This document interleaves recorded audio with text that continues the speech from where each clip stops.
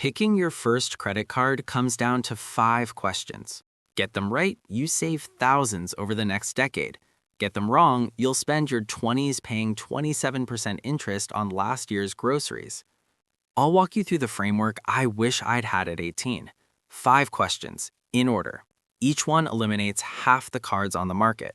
No affiliate links, no premium card pitches. Let's get into it. Question 1 is, can you qualify? Before you fall in love with any specific card, you have to know what you're actually eligible for. Credit card issuers check 3 things when you apply. Number 1, your credit history, meaning how long you've been borrowing money and whether you pay it back. Number 2, your income, because they want to know you can actually cover the bill. And number 3, your existing debt load, because if you're already drowning, they don't want to be the one handing you the anchor. Now, let me break down what credit history actually means, because most people think it's just one number. Your credit score is built from 5 factors. Payment history is the biggest one, about 35% of your score. That's just whether you pay on time. Credit utilization is the second biggest, about 30%, and that measures how much of your available credit you're actually using. The rest is the length of your credit history, your mix of account types, and how many new accounts you've opened recently. If you're just starting out, you probably don't have any of this yet, and that's totally normal. Here's the part nobody tells 18-year-olds. If you have no credit history yet, a lot of the cards you see advertised on TV are not available to you. Not because there's something wrong with you, but because the algorithm has literally no data to decide with. You are not a bad borrower, you are an unknown borrower, and banks hate unknowns. They would rather reject you than take a chance on someone they can't predict. So if that's you, the secured credit card is the answer. Here's how it works. You put down a $200 deposit with the bank. That deposit becomes your credit limit. You use the card normally, you pay the bill every month, and after 6 to 12 months of clean payments, the bank upgrades you to an unsecured card and gives your deposit back. It is the single fastest way to bootstrap a credit score from zero. The deposit is not a fee. It is not lost. It is sitting there guaranteeing your account while you prove you're reliable. And here is the key detail. Most secured cards report to all 3 major credit bureaus every single month. That means every on-time payment you make is being recorded and is actively building your credit score behind the scenes. If you are a college student, you have a second option. Student credit cards are designed specifically for people with no history, but verifiable enrollment. They usually have lower credit limits, a few hundred to $1,000, and modest rewards, but they are unsecured, meaning no deposit required. Some student cards even offer small cashback on categories like dining and streaming, which makes them perfect for everyday college expenses. If you're in school, start here. If you're not, start with a secured card. Either way, the goal is the same. Get an account open, keep it open, and pay it in full every single month. That last part is not optional. It is the foundation everything else is built on. Question 2. Will you carry a balance? And I need you to answer this one honestly. In America, the average APR is hovering around 27% right now. That is not a typo. That is the real compounding daily interest rate that gets charged on any dollar you don't pay off by the due date. And I say daily because that's literally how it works. The bank takes your annual rate, divides it by 365, and charges you that fraction every single day on whatever balance you're carrying. It adds up shockingly fast. Let me show you what that means in practice. Say you charge a $1,000 balance and you only make the minimum payment every month. That balance becomes closer to $1,700 over the next 3 years, and it takes you over a decade to actually clear it. You bought $1,000 worth of stuff and paid $1,700. And here's what makes it worse. The minimum payment itself drops as your balance drops, which means you're paying less and less each month, which means the interest has more and more time to compound. It's a design feature, not a bug. The credit card company wants you in that loop for as long as possible. That is the minimum payment trap, and it is the #1 reason people end up hating credit cards. So I need you to be honest with yourself here. Not with me, with yourself. Are you the kind of person who can pay off a credit card in full every single month without fail? If the answer is yes, great, you get to play the whole game. If the answer is no, or even maybe, we have to change strategies completely. Here is a simple test. Look at your bank account right now. If you've ever overdrafted, if you've ever spent money you didn't actually have, or if you regularly hit zero before your next paycheck, you should treat credit cards as a credit building tool only, not a spending tool. Because here is the brutal math. Any cashback, any rewards, any travel points, any bonus you earn from a credit card is erased by interest charges the second you carry a balance. You earn 2% back, you pay 27% interest, you lost 25 cents on every dollar. If carrying a balance is a real risk for you, your goal is not rewards. Your goal is the lowest possible APR and the simplest possible card. Look for a no-frills card with a low ongoing interest rate, ideally under 15%. Some credit unions offer cards in the 12 to 14% range, which is dramatically better than the national average. Skip the cashback features entirely. Your reward is not going bankrupt in year 4. For everybody else who genuinely pays in full every month, you get to move on to question 3, where we start choosing a card that actually pays you. Question 3 is about spending, specifically your spending, because the right rewards card for a person who eats out 3 times a week is not the same as the right rewards card for somebody who drives 45 minutes to a job and cooks all their meals at home. Before you pick any rewards card, pull up your bank statement from the last 3 months and actually look at where your money's going. Add up your top 3 spending categories by total dollar amount. For most people, those 3 categories are groceries, gas, and dining, or groceries, subscriptions, and transportation. Once you know your top 3, the right card type becomes obvious. Most people fall into 4 buckets. Bucket 1, the flat rate cashback card, is the simplest possible option. You earn the same percentage back on every single purchase, usually 1.5% to 2%. No categories to track, no activation, no spending caps. If you hate thinking about money or your spending is spread evenly across everything, the flat rate card is your winner. You will never leave rewards on the table because the reward is always the same. And for a first card, simplicity is actually a major advantage. You don't want to be managing rotating categories and activation deadlines when you're still building the habit of paying on time. Bucket 2, category cashback, is the counterplay. These cards pay higher percentages, 3 to 6%, but only on specific categories: groceries, gas, dining, streaming services. If 70% of your monthly spending falls into one of those buckets, a category card earns you way more than a flat rate card. Run the numbers. If you spend $400 a month on groceries and the card pays 6% on groceries, that is $24 a month, almost $300 a year, just for buying the food you were already buying.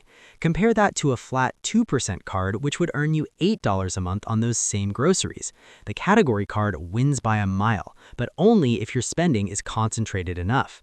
Bucket 3, quarterly rotating categories. These cards offer 5%, but only on categories that change every 3 months, and only if you remember to activate them. If you're organized and willing to track a calendar, they can be lucrative. If you aren't, you'll forget to activate, earn the base rate, and feel like the card scammed you. Don't pick one of these if your calendar is already a mess. Honestly, for a first credit card, I would skip this bucket entirely. It adds complexity for marginal gains, and the last thing you need when you're building credit habits is another thing to manage. Bucket 4, travel rewards, only pay off if you actually travel. And I mean actually travel, not aspirationally. If you fly twice a year or less, a travel card is almost certainly a worse deal than a simple 2% cashback card. The math on travel cards breaks even at about $2,000 of annual travel spend, and only if you redeem the points efficiently, which most people don't. Points expire, blackout dates exist, and the redemption portals are designed to make you think you're getting a deal when you're often paying the same price or more. Match the card to your life, not the lifestyle you wish you had. Question 5 is the annual fee. This one is the trap that catches the most people because the cards with the biggest marketing budgets almost all have fees.